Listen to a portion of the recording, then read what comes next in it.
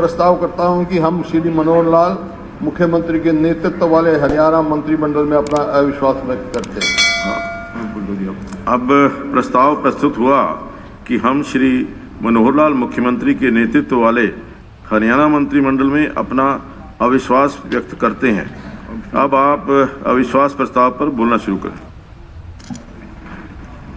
अध्यक्ष महोदय, अविश्वास प्रस्ताव पे पहले मैं बोलना शुरू करूं, उससे पहले दिल्ली के बॉर्डर पे मिनट बता दो। 250 से ज़्यादा किसान शहीद हो गए। वो कौन है किसान?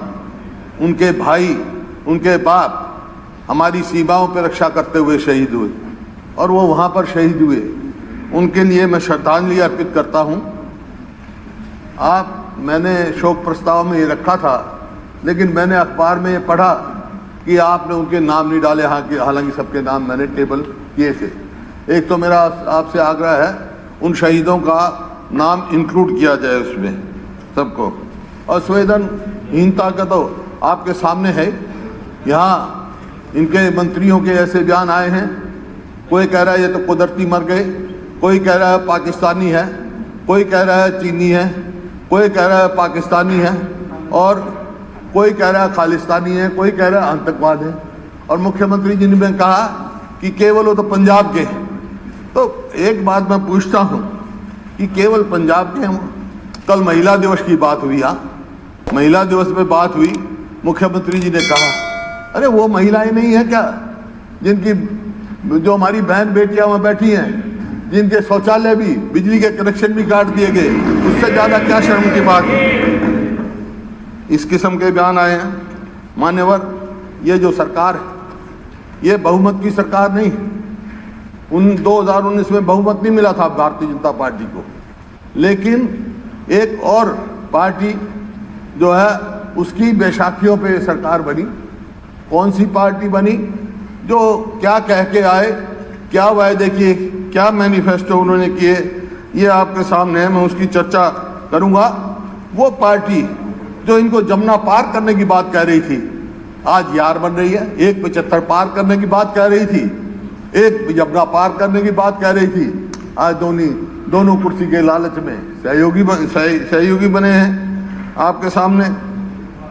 मैं उप मुख्यमंत्री जी कल बोल रहे थे, दुष्यंत जी, तो उन्होंने एक बात कही, मैं बड़ा हैरान हुआ इनकी बात से। इन्होंने कहा कि चौधरी देवीलाल कहते थे किसानों को समझाया नहीं जा सकता, बकाया जा सकता है। वो मेरे बुजुर्ग थे, बेशक हम राजनीतिक विरोधी रहे हैं, कभी हमने ऐसी बात नहीं कही कि आप उन्हीं के उस पर चल रहे हैं। जितना बहकाने का काम किया है, जो आपके मैनिफेस्टो में आया है, सब बहकाने उन्हीं की पच्चीनों पे चल रहे हैं क्या? मैं आपके हिसाब पूछना चाहता हूँ, उन्हीं का पालन कर रहे हैं। ये सरकार लोगों का विश्वास खो चुकी है, पूर्ण रूप से खो चुकी है। जब ये गाँव में हलकों में नहीं जा सकते और हेलीकॉप्टर लेके कोई कैमरा में जाता है, वहाँ हेलीकॉप्टर लैंड नहीं किया जाता, कोई हेलीकॉप्टर लेके चौटाला में जाता है ना उचाना में जाता है, वहाँ हेलीकॉप्टर नहीं लिया जाता। तो आज का हरियाणा की सरकार की क्या स्थिति है? इतिहास आपने पढ़ा होगा अध्यक्ष महोदय। इसकी तुलना मुगल का जो आखिरी शासक था शाह आलम की सरकारों से किया जा रहा है। सल्तने शाह आलम अज दिल्ली ता पालम, मतलब दिल्ली से पालम तक ही जा सकते थे वो, वैसे शाह आलम थे। तो आज सरकार की स्थिति है, सरकार मनोहर का सिलसिला आज चंडीगढ़ तक पंचकुला, मतलब 26 तारीख को झंडा फहराने पानीपत नहीं जा सके, वो पंचकुला जाके फहराया। ये स्थिति आज सरकार की है। अरे रोम जल रहा है और नीरूबासी बंसुरी बजा रहा है, ये स्थिति आपके सामने है। देखिए, प्रजातंत्र में वाद विवाद, संवाद, समाधान, ये तरीके होते हैं। अध्यक्ष महोदय, हम एक प्राइवेट मेंबर बिल लेके आए, आपने उसको रिजेक्ट किया। मैं पूरा सम्मान करता हूं आपका, आपने उसको रिजेक्ट किया। किस बात के लिए? कि ये कृषि कानून का जिक्र किया है, ये केंद्र का विषय है और इनका स्टे हुआ है, आपके एम्स ऑब्जेक्ट में लिखा हुआ है, ये लिखा है। लेकिन जो बिल का बॉडी जो है उसमें वो they were not part of bill body. Bill body में क्या था? बॉडी में एक ही था जो एमएसपी, ये भी कह रहे हैं, हम भी कह रहे हैं, यही था कि एमएसपी से कोई भी कॉन्ट्रैक्ट फार्मिंग करे तो या कोई खरीदे, एपीएमसी में अमेंडमेंट लाना था, उसको सजा का प्रावधान हो। यही तो थी एमएसपी की। आपके बहुत सारे साथियों ने कल ये कहा, इनके जेजेपी के विधायक ने कहा कि एमएसपी होना चाहिए। प्राइवेट मेंबर हम लेके आए थे आपके सामने। देखिए अध्यक्ष महोदय, मैं जो है आज कृषि कानूनों की बात नहीं करूंगा, क्योंकि उनकी बात करते ही तो ये कहेंगे तो सेंट्रल एक्ट है। ठीक बात है, सेंट्रल एक्ट की मैं बात नहीं करूंगा। हालांकि एग्रीकल्चर स्टेट लिस्ट में था, अब बदल गया एग्रीकल्चर की डेफिनेशन, उस बात के चर्चा में मिल जाता है। लेकिन तकलीफ मेरे को किस बात की है? आज हरियाणा का किसान क्यों बैठा है? आज क्यों सबसे ज्यादा तकलीफ में, क्यों मेरी बहन बेटियां वहां बैठी हैं? ये किसान अकेले हरियाणा से नहीं है, पूरे देश के किसान उत्तराखंड, मध्य प्रदेश, उत्तर प्रदेश, राजस्थान, पंजाब से आके दिल्ली बॉर्डर पे बैठे हैं, लेकिन किसी ने रास्ते में रोकने का काम नहीं किया। इस सरकार ने, हरियाणा सरकार ने सर्दियों में वाटर कैनन, पीपली में लाठीचार्ज, आंसू गैस, जो सड़क बनाने का काम करते हैं, सड़क खोदी गई। ये केवल हरियाणा सरकार के सिवाय किसी ने नहीं किया। इस वास्ते आज ये सरकार जो है बिल्कुल लोगों का विश्वास खो चुकी है। मतलब पुलिस को बांस की लाठियों की जगह लोहे की लाठियां दी गई। इनको ये समझना चाहिए किसान का सर फालूद का बना हुआ है, लोहे की लाठियों से नहीं फूट सकता है इस किसान का सर। ये बात आज सवाल ये है, किसान क्यों बैठा है? क्योंकि इन्हीं के वायदे की बात पे, इनके मैनिफेस्टो आप उठा के देखें, एमएसपी का वायदा जेजेपी के मैनिफेस्टो में यह है, न्यूनतम समर्थन मूल्य की पर फसल खरीदने का मूल्य कानून बनाया जाएगा और फसल की खरीद पर 10% या 100 रुपए प्रति क्विंटल बोनस दिया जाएगा। ना कानून बना, ना 10% मिला, ना 100 रुपए बोनस मिला। बीजेपी का है 2014 में कहा किसानों की फसलों का दाम 50% मुनाफे के साथ दिए जाएंगे। फिर कहा 2019 में हर फसल की खरीद न्यूनतम समर्थन पर खरीद सुनिश्चित की जाएगी। अब कह रहे हैं ये करते हैं, और ये कहा दुगनी आमदनी होगी। दुगनी आमदनी कैसे होगी ये मैं समझना चाहता हूँ। बहुत सारे कल हमारे मंत्री जी भी कह रहे थे कि आज ये मेरे पास आपका रिकॉर्ड है, आपका दिया पैडी की बात 2014-15 की लेता हूँ। कॉस्ट ऑफ प्रोडक्शन कितनी निकाली गई? 1886 रुपये। और आपका स्टेट ने कितना रिकमेंड किया? 2000 रुपये प्रति क्विंटल। और सीसीपीए कितने मिला? उन्होंने कितना रिकमेंड किया? 1360। एमएसपी कितना मिला? 1360। लागत बढ़ रही है। इसी प्रकार से 2015-16 में लागत 1886 से बढ़कर 1994 हो गई और आपने 2193 रिकमेंड किया एमएसपी, लेकिन मिला आपको 1410। स्पेल डिजास्टर इंडस्ट्री एफआईसीसी कह रही है। फिर अलार्मिंग डिक्टेट हिंदू अखबार कह रहा है। बैड जॉब इंडियन एक्सप्रेस कह रहा है। हरियाणा मैं सैद्धांतिक रूप में खिलाफ नहीं हूं उसके, लेकिन जो 15 से 5 किया है ना उसके खिलाफ हूं मैं। और 75% सब में करो। हरियाणा में निजी नौकरियों में आरक्षण समझ से परे, निर्मला जी कह रही हैं। ये मैं नहीं कह रहा हूं, आपकी पार्टी वाले कह रहे हैं। इस हरियाणा एक्ट लीगल, ये आपके सामने है, क्योंकि प्रमाण पत्र में जो आपने फेरबदल की है। और कल ये कहा आपने, एक तरफ तो सरकार 25-75% की रिजर्वेशन की बात करती है, एक तरफ रेजिडेंट का जो है 5 करता है। ये किसने सलाह दी? कहाँ से आया ये? क्या इसका मकसद है? क्या इसका डेमोग्राफी चेंज करने का मतलब है हरियाणा के? या जो मूल हरियाणवी हैं उनके हक पे कुठाराघात मारने का है, या जो शेड्यूल कास्ट हैं, बैकवर्ड क्लास हैं, एक्स सर्विसमैन हैं, स्पोर्ट्स पर्सन है जिनका कोटा है, उनको ज़्यादा कम्पिटिटिव उसमें डालने का वो है। ये बहुत गलत काम है। ये हित में नहीं है, प्रदेश के हित में। इसको 15 करो। आप महाराष्ट्र का जिक्र करा आपने, महाराष्ट्र में 15 साल है डोमिसाइल की। आप कैसे डोमिसाइल कहीं हो, किसी भी प्रदेश में दिखा दो दो डोमिसाइल बने हो।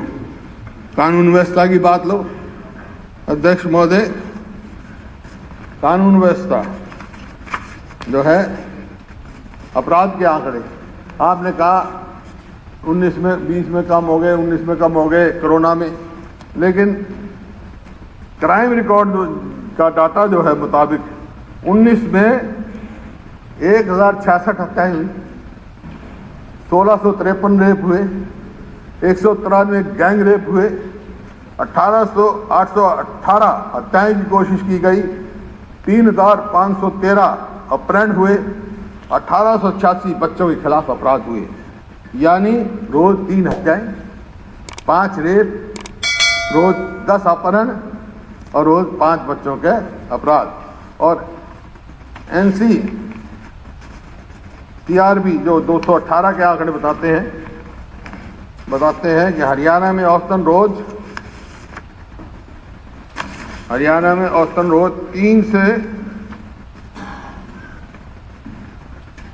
3 से 4 हत्याएं, 5 से 6 रेप, 50 वाहन चोरी, 54 चोरी, डकैती, लूट और फिरौती जैसी वारदात होती हैं।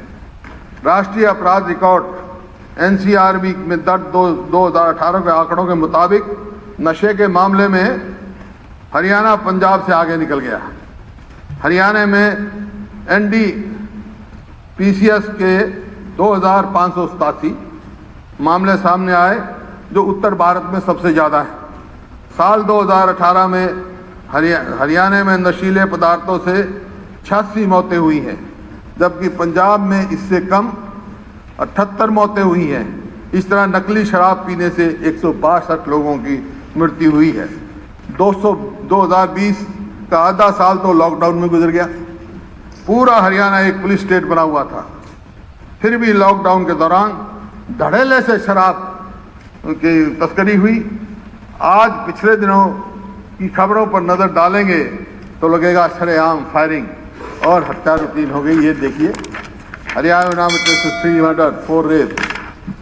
नहीं रहा प्रदेश का, कोई भी देख ले आप, अखबार उठा के, मध्य प्रदेश कहीं से देख ले, Haryana sees gang rape everyday, second day, everyday. बेटियों की सुरक्षा चुनौती 1774, कितनी में क्राइम रिपोर्ट, सब आप कोई भी इसमें दिखा दें। और घोटालों की जो आपने लाइन लगाई हुई, घोटाले के मैं सारे डिटेल में जाता, लेकिन मैं गिरदावरी से घोटाला शुरू हुआ। गिरदावरी घोटाला, मुआवजा घोटाला, रैक्सील दवाई खरीद घोटाला, गॉल वॉल्यूम सीड्स घोटाला, बावल भूमि अवार्ड घोटाला, नई औद्योगिक नीति घोटाला, सरस्वती कुंज घोटाला, मेंबरशिप का, धान और बाजरा खरीद घोटाला, कपास बीज व नकली कीटनाशक खरीद घोटाला, फसल बीमा घोटाला, भूमि अधिग्रहण घोटाला, मीटर खरीद घोटाला। चलिए आप बोल देना, फिर मैं बता रहा हूँ। मेरे को आदत नहीं है, ये तो आपकी अखबारों में आई मैं पढ़ रहा हूँ। मीटर खरीद घोटाला, अवैध माइनिंग घोटाला, जो आपने खुद स्वयं स्वीकार किया हुआ है, गुड़गांव मेट्रो रूट बदलाव घोटाला, हाइडल प्रोजेक्ट घोटाला, रोडवेज घोटाला जो आपने किलोमीटर स्कीम चलाई थी, SCS में नौकरी, आटा घोटाला, हरियाणा में सरकारी संरक्षण में वो हुआ, रोडवेज फर्जी टिकट घोटाला, छात्रवृत्ति घोटाला, मीटर खरीद घोटाला 2, शराब घोटाला, धान घोटाला, रजिस्ट्री घोटाला। घोटालों में और बहुत हैं, और क्या क्या। असल में मैं आपको नहीं कह रहा हूँ, आपके नहीं, आपके साथ तो ये बन गई। हरियाणा के लोगों में देखो, एक गांव में सांग आ गया, ले आया कोई, और वो सांगी बेसुरा था। तो वो सब बेसुरा सांग गाने लग गया, तो एक बुढ़ा लाठी लेकर स्टेज के चारों तरफ घूमने लग गया। तो सांग जो गा रहा था वो डर गया, वो चुप हो गया। खट्टर साहब ध्यान से सुनो आप, वो डर गया। तो उसने कहा, बुड्ढे ने, भाई तेरे तक कुछ नहीं कहता, मैं तो उसको तलाश कर रहा हूँ जो लाया था सांग, जिसने राज बनाया था तेरा, उसको देख रहा हूँ।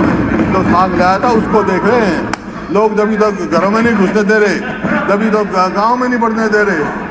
अजी नहीं, बात ये है खट्टर साहब, मैं पिछले 5 साल की बात नहीं कर रहा हूँ, मैं पिछले 5 साल की बात नहीं कर रहा हूँ, मैं 1 साल की बात कर रहा हूँ। हो गया एक आदमी कि मेरे को ट्रैक्टर चाहिए, तो नंबरदार से पूछा, भाई, बोला जी इसकी तो मौज है, इसे सब कुछ है, ट्रैक्टर खड़ा है, सब कुछ है, इसको कोई जरूरत नहीं, कर जाएगी।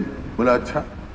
उसने कहा, जैसे आपने इनको कलेक्टर कर लिया ना कि भाई तन्ने मेरे साथ क्यों नहीं दिया भाई। बोला अच्छा, आपका फिर कह दे, फिर दरखास्त दे दे, मैं काम कर दूंगा तेरा। तो बोला फिर दरखास्त दे दी।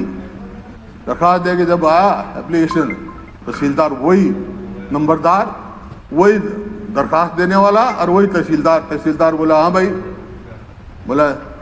बोला जी इसको कर्जा दे दो। अरे बोला 1 हफ्ते तो पहले कह रहा था इसकी मौज हो रही है, अब तू फिर आ गया। बोला तहसीलदार साहब जिसा खड़ा नाश हुआ इसके 1 हफ्ते में देखा मैंने, जैसे 1 साल में तुम्हारा खड़ा नाश हो गया इस सरकार का। लोग आज जा नहीं सकते, आप जा सकते हो, आप अपने हल्कों में नहीं जा सकते, ऐसा मैंने कभी सुना नहीं था। ऐसा बताओगे क्या? तो दुनिया नहीं, आज ही क्यों बताओगे? मेरे से बता रही जो मैं समझता हूँ वो मैं ना पूछता हूँ, मैं पूछता हूँ, नहीं ना मैं पूछता हूँ, ना बताने की जरूरत, क्योंकि आपका बहुमत है। बहुमत के मध्य पे आप, मैं सुन भी लूंगा, आप बता भी जाओगे, हाथ भी खड़े कर लोगे, लेकिन अपने हल्के में जाके दिखाओ, कोई उचाना में जाके दिखाओ, तो कोई वहां जाके दिखाओ, तो कैमरा में जाके दिखाओ, फिर मैं मान जाऊंगा। अपने हल्का में जाके ये अपनी उपलब्धि जो आपने गाई ने कहा था, ये अपने लोगों में जाके बताओ भाई हमने बहुत अच्छा काम किया है, तो मैं आपको श्रेय दूंगा, आपका वाह करूंगा। इन्हीं शब्दों के साथ मेरा प्रस्ताव है कि अविश्वास प्रस्ताव पास किया जाए। और जितने और विधायक है, एक और मेरा निवेदन, स्पीकर साहब, मैंने आपका बयान पढ़ा है, वो ऐसे स्पीकर साहब को देना नहीं चाहिए क्या कि जो विप डिफाई करेगा उसको डिसमेंबर किया जाएगा। रूल्स ठीक है, रूल्स तो नहीं, मैंने तो रूल्स पूछे हैं, उन्होंने रूल्स पूछे, मैंने रूल्स बताए हैं। उसको बाद में पूछेंगे ना। नहीं, प्रेस वाले अगर रूल्स पूछते हैं कि विप का क्या असर है, मैंने वो बताया। मेरा सभी से निवेदन है कि आप सीक्रेट वोटिंग कराओ, सीक्रेट वोटिंग कराओ, ये सीक्रेट वोटिंग कराओ। जो पता है ये विप के द्वारा वोटिंग कराते हो, पता लग जाएगा कौन कहाँ खड़ा है। हमने रिकमेंड किया, स्टेट ने 2860 और कितना मिला 1550। इसी प्रकार से 19-20 में 2677 लागत आ गई और आपने रिकमेंड किया 2650 या 2750 के बीच में कीमत दी जाए किसान को, लेकिन मिला कितना 1815।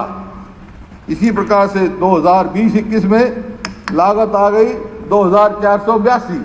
आपकी निकाली नहीं है, हमारी नहीं निकाली हुई है लागत।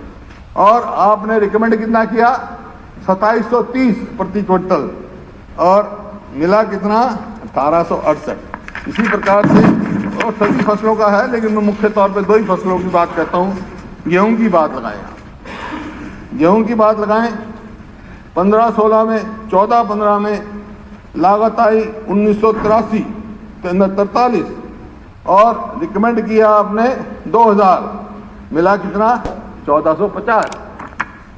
फिर लागत बढ़ गई 2015 में 1974 और आपने रिकमेंड किया 2172, मिला कितना 1525। और 17-18 में लागत आई 2050 और आपने रिकमेंड किया 2469, मिला कितना 1785। 19-20 में 2021 लागत आई 2250, आपने रिकमेंड किया, मिला कितना 1925। इसी प्रकार से 20-21 में 2083 लागत आई, और आपने कितना रिकमेंड किया? 2290, और मिला कितना? 1975। तो कैसे दुगनी आमदनी?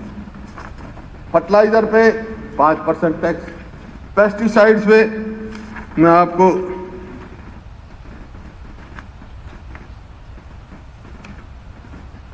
28% तक का टैक्स बढ़ा है। दुगनी कीमत हो गई, लागत बढ़ गई, डीजल कहां से कहां पहुंच गया, लेकिन आमदनी नहीं बढ़ी किसान की। कैसे करेंगे आप दुनिया? यह आपका वायदा था, और इनका न्यूनतम मूल्य पर फसल खरीद का कहां गया का वायदा। इसी प्रकार से अध्यक्ष महोदय, मैं ज्यादा समय नहीं लूंगा क्योंकि कल बहुत सारी बातें राज्यपाल अभिभाषण में यहां उठी।